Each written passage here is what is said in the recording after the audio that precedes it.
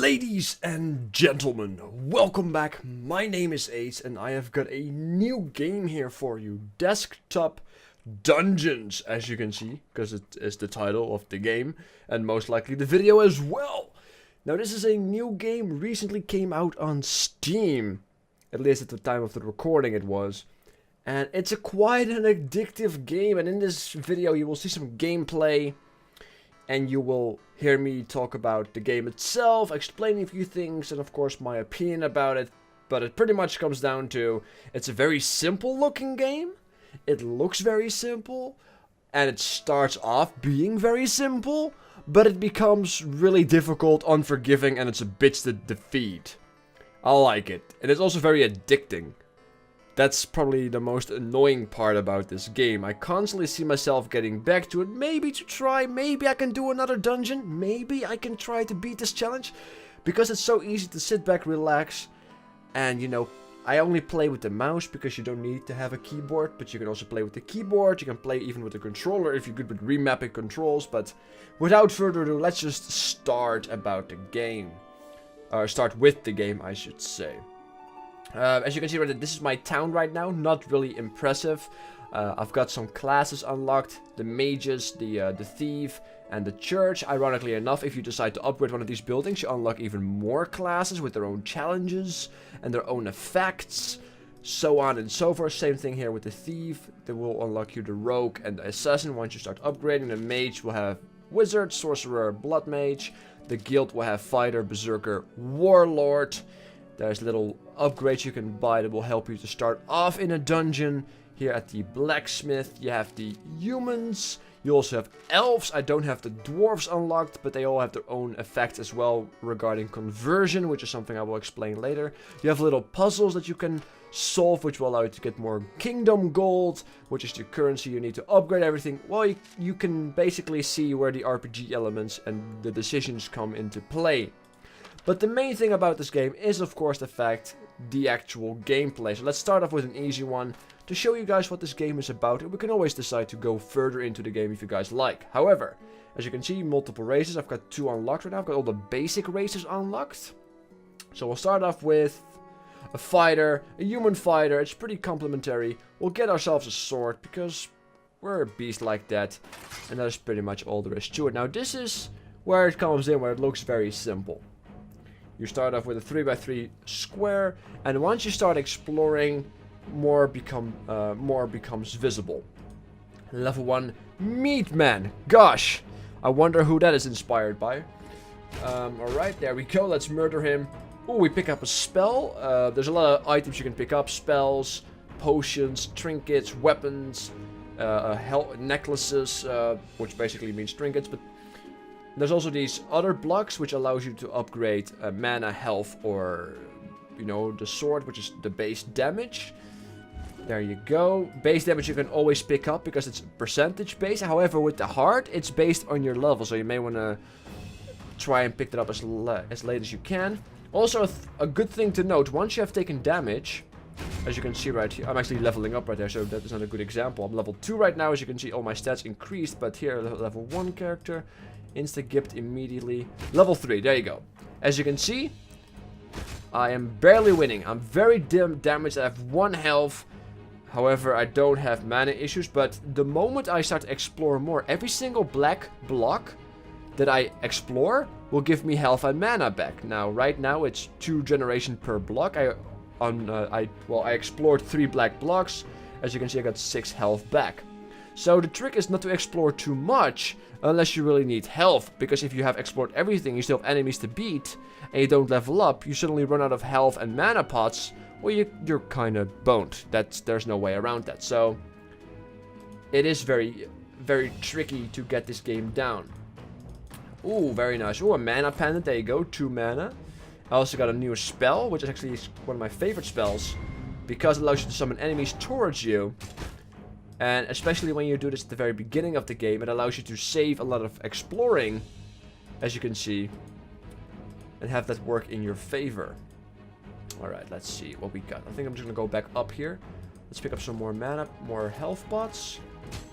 And one of the main tricks, or at least the main difficulties I find right now for me, is the experience. It's very easy to fall behind on experience. Now there are spells and things around that, because for example if you play a fighter, I believe you get more experience for each kill. But as a level 3 or 4 character, for example, level 1 is not going to give you a whole lot of experience. So if you have already killed multiple high level characters, you still have level 1 or 2 characters around, you kind of get the idea that the experience is not going to work out all that well. Especially once you get bonus experience for things and such. Now, let's see, I'm just going to kill this caster over here and this zombie. I'm level 4 now.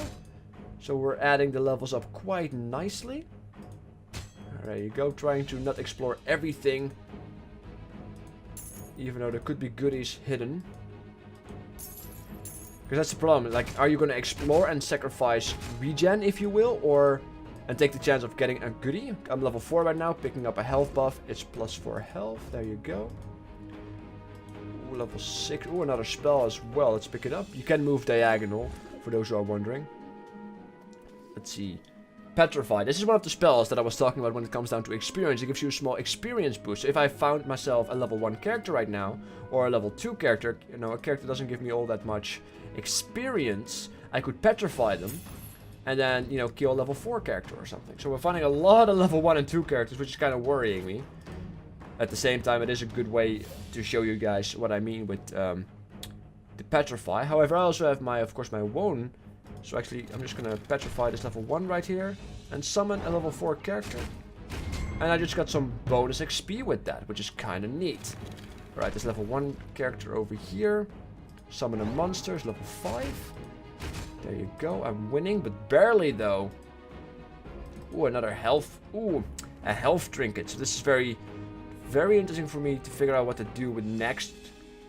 Do I want to sacrifice my damage? Can I actually knock back these guys?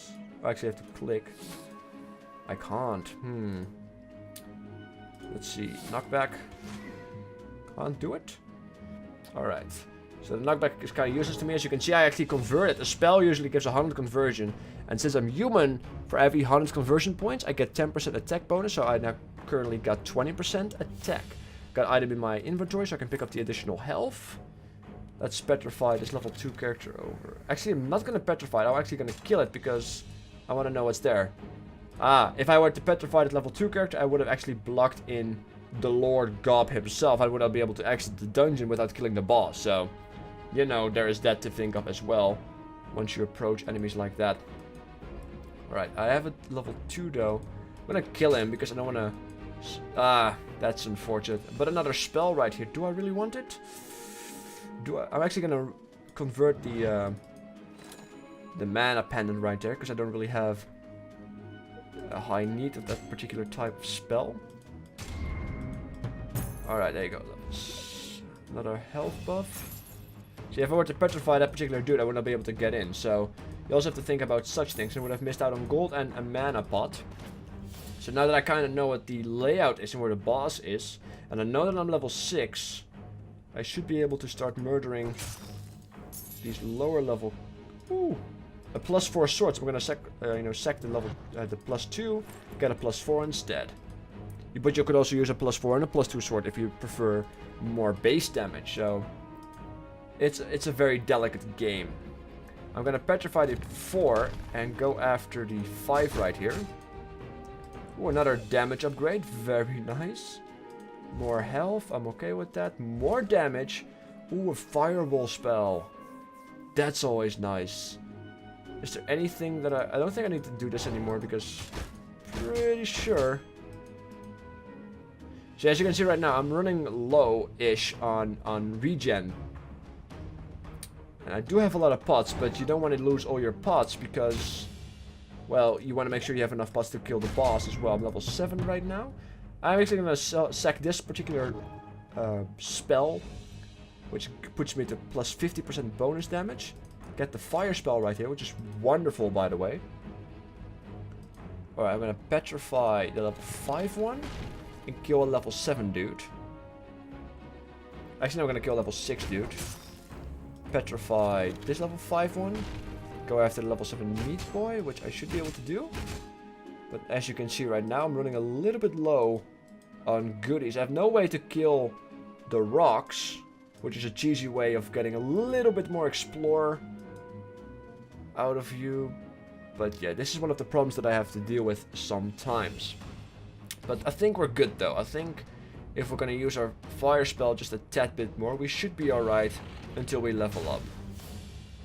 Alright. Let's use that quick attack level 8 right now. Now, there's no need for me to attack to level 7. I'm on the same level as the boss. If I were to attack to level 7 right now, I would not be able to use everything I've got to my potential, because I would waste health and mana on that particular character. So, however, I'm going to use Petrify. No, I'm not going to use Petrify because I would waste mana. What the hell am I doing? However, I'm going to burn him as much as I can before I actually attack him. Because if you attack somebody that doesn't have an ability called Retaliation Fireball, you can fireball them as long as you can. He only has magic resist, which is a bit unfortunate. And he also has first strike, so he will always attack first, which is very important to know. But it doesn't matter because we have all the mana in the world right now. And we also have health pots left. And there you go, we murdered him as if he was nothing. Wonderful. Now sometimes if you follow the quest line, there's an item you have to pick up, which you can then later sell for more gold. Right now, this was just an easy one, which allows us to just enjoy the spoils that we have indeed collected.